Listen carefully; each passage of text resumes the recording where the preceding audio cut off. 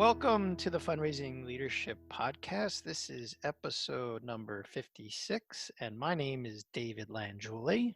And I'm Janice Cunning. And we have with us today a special guest, Cathy Mann, who's the president of Fundraising Lab, and Cathy Mann and Associates. So welcome, Cathy. Thanks for having me. Great. So why don't you give our listeners a sense of what you do at Fundraising Lab and Cathy Mann and Associates? Yeah, thank you for giving me this opportunity. Cathy Mann Associates is a fundraising consultancy firm. We work primarily in the world of social change, social justice. So our clients are working with folks who are experiencing homelessness or food insecurity or violence against women. I also have some clients who do animal care. I have a rescue dog, so it's a particular passion of mine. But that's kind of the world that I inhabit. And working with folks who are activists has really informed how I do fundraising and how I help them do fundraising. So that's Cathy Mann Associates, and then the Fundraising Lab is our online and digital learning platform or brand, where we run courses. We just launched our flagship course, Developing Your Strategic Fundraising Plan from Fundamentals to Fairy Dust, on Monday, and there'll be some new developments in the coming months. Great. Awesome. All right. Welcome to the podcast. Yes. And tell everybody where in the world you are. I am, that feels like, isn't that a show, a TV show, Where in the World is Somebody? I'm in Dundas, so Hamilton, Ontario. Mm-hmm. Not far from Toronto. So Yes. Great. So you wrote a blog post, which we'll link to in the show notes, so everyone can read that if they haven't already, about really like creating the right environment for fundraising to thrive. And it's based on this idea of the enabling ecology approach. So we wanted you to explain, like, where did that come from and what excited you about that approach? Yeah, so I'll really briefly just talk about what it is, and then talk about the genesis of it. So the first important point about the fundraising enabling ecology approach is that, like, philanthropy is about more than just fundraising revenue. I believe it's actually part of your organization's mission. And many organizations don't necessarily agree with that or haven't thought that through and see fundraising as very separate and distinct from mission delivery. But if fundraising is going to succeed, you have to create the enabling ecology. You have to create the right ecosystem so that it can thrive. And that's a bit of a shift. Like, I think lots of organizations think that fundraising is done over there in the corner. There's this, phenomenon that we've all experienced where service delivery and fundraising are two distinct entities. Yeah, that's like those people are doing that. Yeah. I mean, I literally, I know fundraisers have these stories, but literally one of my early jobs, I got an office in the basement, like where nobody ever went, and they're like, oh, good, we've got the fundraiser, let her raise money. And I'm like, where are the people? Yeah.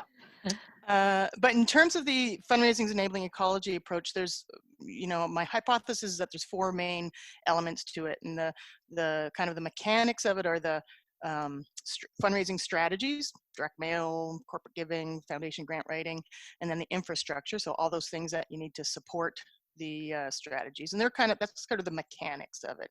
But the heart and soul of the enabling ecology approach really is the culture of philanthropy and the organizational values and how they inform your fundraising program. And the genesis of this was that, like many people, I focused on the strategies and the infrastructure, making sure that those got built up.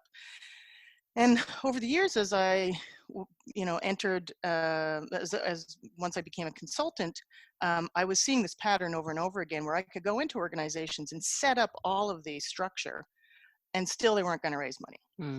And so, we hear a lot about culture of philanthropy. So that became the next thing with my clients that I really tried to talk about and get them to adopt. And I had a client who kept pushing back on on the things that I would recommend that she do. And when I was writing this approach, I said, hey, can I talk to you about this? And here are the elements that I think.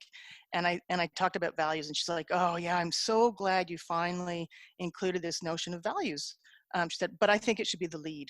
I think that's what you have to start with. And so, in my article, it's not the lead, but but the fact that it is an important part of the discussion now in the framework when I work with clients, I think has given some people a sense of comfort about fundraising that they didn't have before.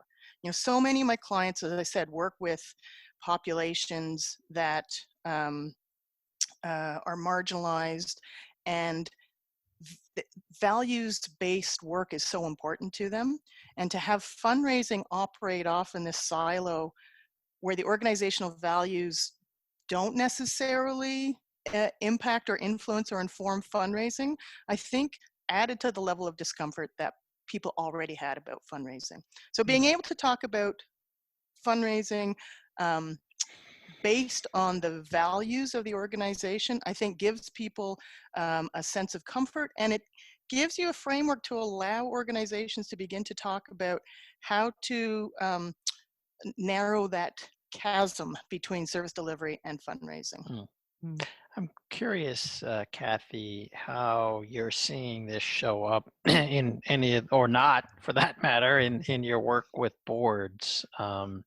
Janice and I are starting to work with boards more, and more around the question of leadership. And of course, if boards are not integrating fundraising into the values and culture, then why would the staff do that? So just curious what you're seeing. Well, I think that even for me, having this discussion about values in the context of the fundraising program is a new discussion.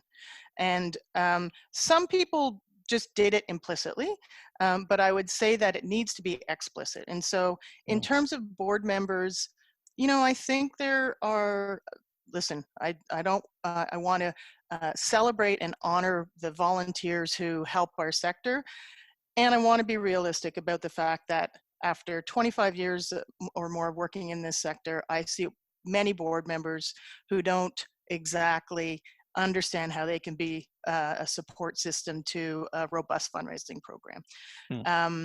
So I think that having the conversation about values up front, especially with board members, would be, I think would be important. My take on it is that the leader, the executive director, has to start that conversation with them, guide that conversation so that they can begin to adopt and implement values as part of the discussion. And I've got some, I can think about examples of in my past of organizations, being willing to accept money from an industry that made no sense for them to accept money from. And they said, well, as long as it's anonymous, we can accept money from. Oh, that is so out of integrity. Yeah, that would be a classic example of where you should look at your organizational values. Obviously, that organization did not have integrity as a value. It's something that Janice and I do share. Yes, yeah. Well, and it's been striking me how you were saying a few minutes ago, like it does really start with values, but the article doesn't. And I think that's almost like the road in is this holistic approach that you're taking, where you're kind of reassuring people that it is about the mechanics and it is about raising money and it's about culture and principles, and I suspect with you and your work, it's sort of navigating that. How do I get the message across in a way that people will actually be willing to listen to? You've nailed it, Janice, because the truth is that, when my colleague, this former client of mine, said, no, you need to lead with values, I thought, no, I can't, because I know that people hire me because they want to raise money, and they have a narrow view or a limited view because they haven't experienced it of what that means.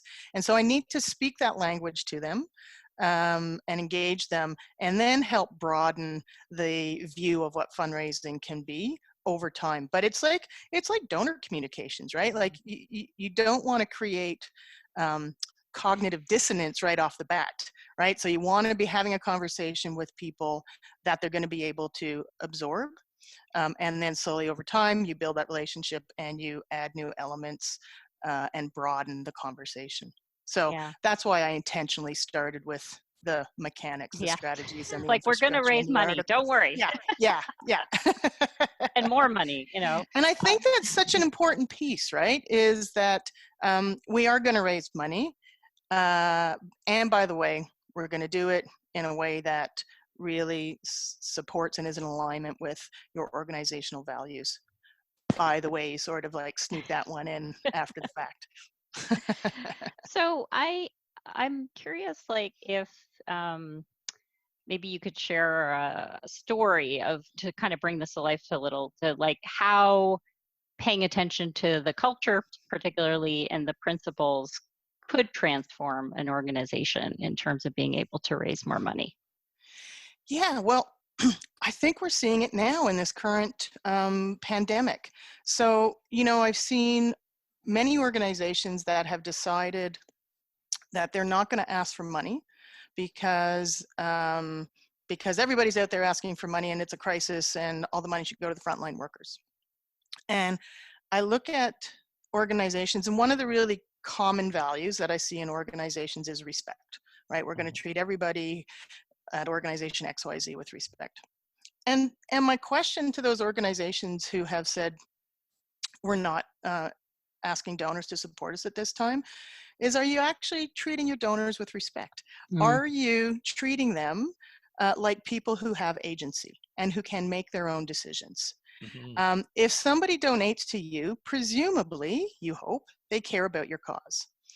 And so by denying them the opportunity to make a donation, are you treating them with respect?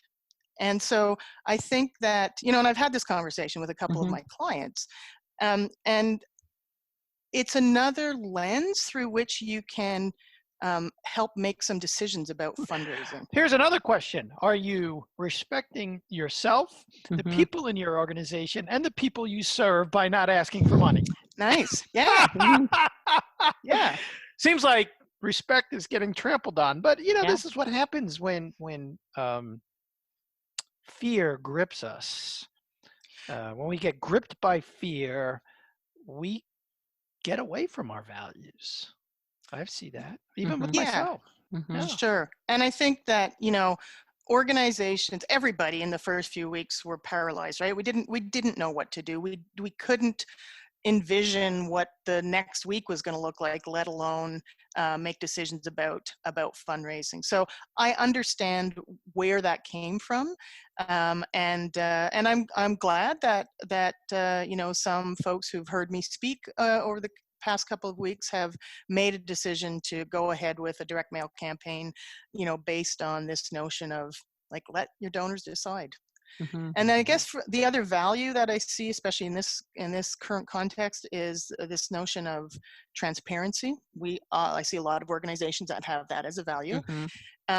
And yet in fundraising, and this isn't just unique to the pandemic, but in fundraising, I would say we're not particularly transparent with our donors, in that we've kind of been taught as fundraisers to just share the good news stories, tell them all the great things that their donor dollars are doing, which is important. But the truth is, if donors are real partners and they care about you, they actually want to know what's going on when things aren't so great. And so, you know, how do we balance that need for showing donors that we are doing great work with being really honest about some of the difficult times that organizations are facing? Yeah. You know, there's a big piece of our work is really challenging assumptions, you know, whether that's like individually with coaching clients one-on-one, or whether it's working with teams. And that's what's coming up for me as you're saying it. It's like a lot of assumptions are being made. Mm-hmm. And this is not the time to make assumptions. Like, this is the time to be in connection, be in relationship, and be in conversation, and actually sensing like what is needed and what does your organization need. But more importantly, like you're saying, what do your donors actually want to do? Let them make that choice. Yeah. And I will say, this is a difficult time. There are lots of people in hardship. So if you are approaching your donors, like, you need to be sensitive to the context, to the time that we're in. But also, yeah, don't let donors, exercise their agency. Mm-hmm. Yes. Yeah. Excellent. Yeah, don't make any assumptions about Yes. what donors are thinking or not thinking. Yeah, that's great. I mean, I will say I personally, am a supporter of the Toronto Public Library. And for a few weeks, I kept thinking, like, what could I do? What could I do?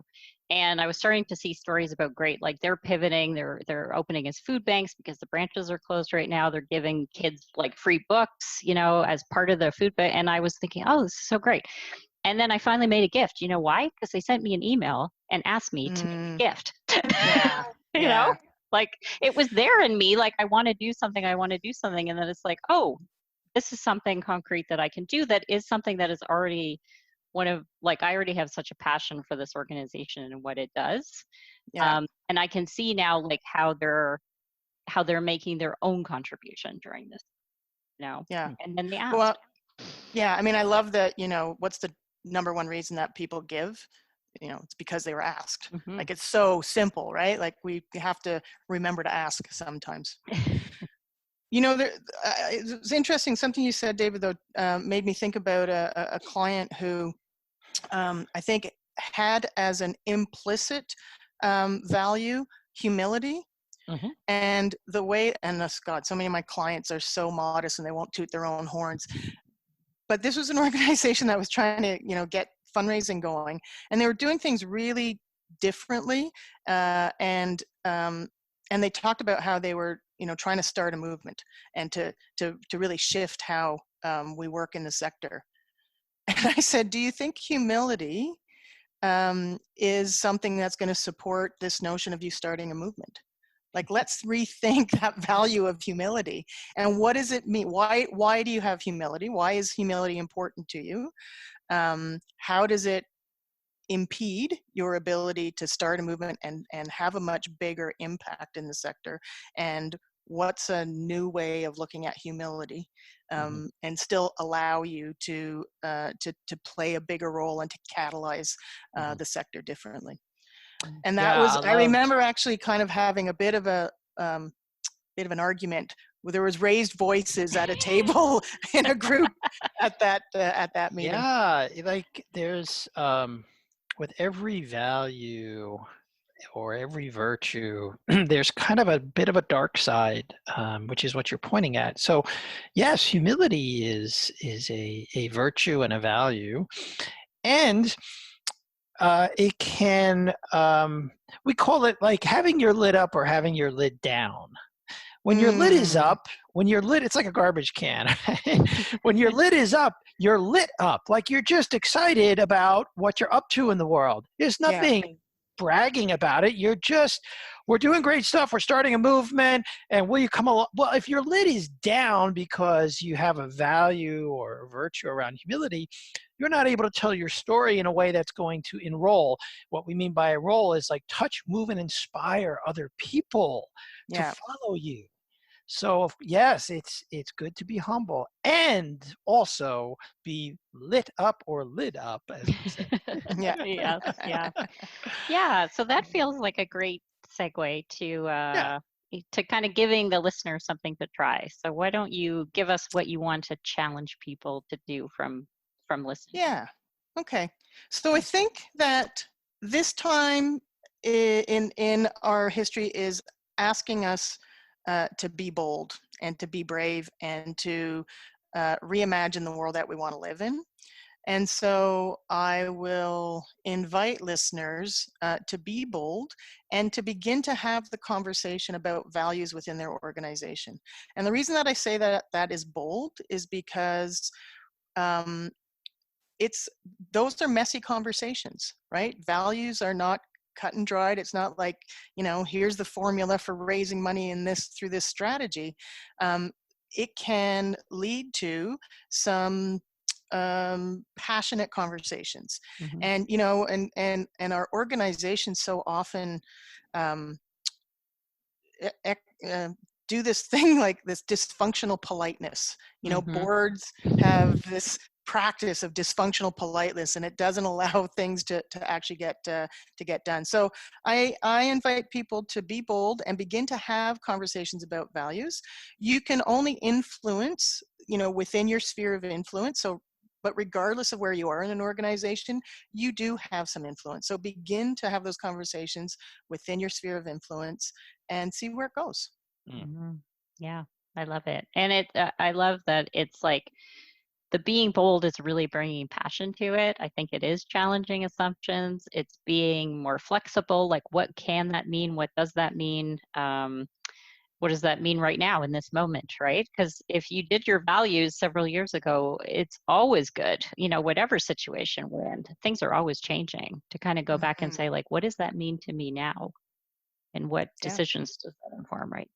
So, yeah. And just one thing I will say that, I talk about it as values, and in the Enabling Ecology Approach article, I talk about it as guiding principles. And so really the difference is just, I think guiding principles are translating your values into actionable items, so that you can really just apply your guiding principles to any decision making that you need to do.